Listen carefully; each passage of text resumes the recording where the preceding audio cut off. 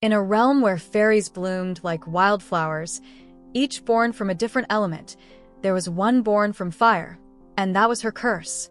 Her name was Cindra, a flame-winged fairy who lived far from the glittering groves of the Skywood fairies.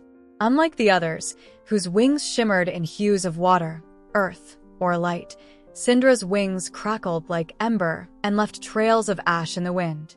When she was born, the elders of Skywood trembled. "A fire fairy," they whispered. "She will burn the forest to dust."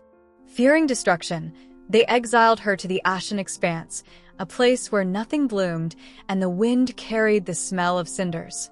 For years, Cindra lived alone. She taught herself how to fly through smoke, how to tame the flame in her veins, and how to cry without sparks. Her only friends were firebirds and glowing cinder moths, and though they made her laugh, she longed for fairy kindness. But the skyfolk had forgotten her, or so she believed. One day, a strange darkness fell upon Skywood.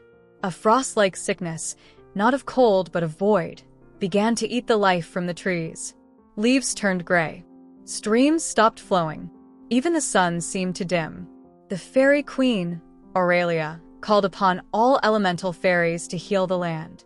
But no matter how much light was cast, or how deeply the roots reached, the darkness grew. It wasn't until a desperate whisper reached Cindra's cave, "Only fire can purify," that she understood. She had to return.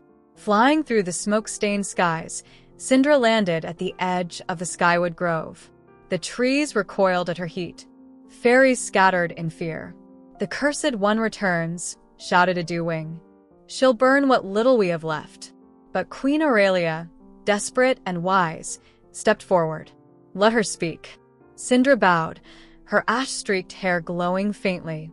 "Your light cannot pierce this darkness. It's a rod of shadow, and only flame can cleanse it." A moment of silence. Then a nod. With trembling hands, Cindra summoned the full fire of her soul. Her wings ignited, not destructively, but beautifully, a phoenix blaze. She soared over the forest, trailing golden fire through the diseased groves. The shadows shrieked, curling away from the cleansing light. Where her flame touched, life sparked anew. Charred bark bloomed again. Streams hissed and returned. The ash fell like snow, and from it, green buds rose. Skywood was saved. That night, as fireflies danced like stars, Queen Aurelia crowned Cindra the Phoenix Fairy, protector of rebirth. And from that day on, Skywood whispered not of curses, but of the fairy who turned ash into wings.